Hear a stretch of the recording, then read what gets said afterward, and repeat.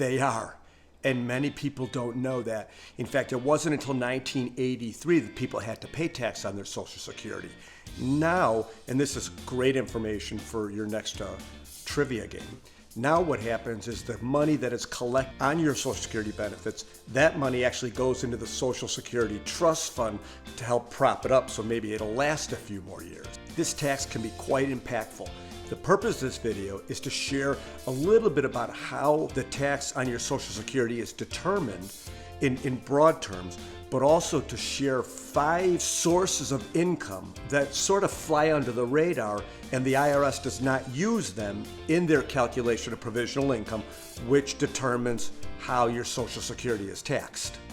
Look, it sucks when you have to pay tax and you don't expect it. I remember my son John, when he traded in his car for his dream car, this beautiful stick shift Audi, and he didn't realize that you had to pay tax on the difference between the trade-in value and the cost of the new car. Apparently, I forgot to tell him, so it was my fault. I asked him if he wanted to come on this video and hash it out with his father, and he said, "Dad, I don't want to be in your stupid video." So there's that. I am Daryl Rosen. I am the voice behind Real Retirement Advice. I created this free educational resource for people who are retired or are due to retire soon, or just thinking about retirement in some way and want a financial future of safety, simplicity, and strength. If you like what I'm doing here, please subscribe to this channel and like and comment on my videos. So is everybody taxed on Social Security? Well, that depends where your income is coming from. If you collect substantial sources of income from things like wages, investment, income, rental properties, and other sources that are reported on your tax return, then you'll likely owe tax on your Social Security benefits. Sometimes people just can't avoid it. Overall, we want to lessen it if we can't avoid it. The tax rate you pay depends entirely on your overall income bracket, since Social Security benefits are treated like ordinary income.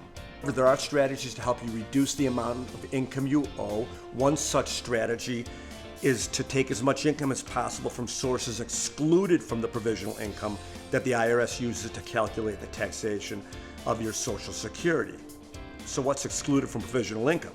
Well, according to IRS rules, income from the following sources may potentially be excluded from provisional income calculations. And these are our 5 categories. Roth IRA distributions, that's the big one.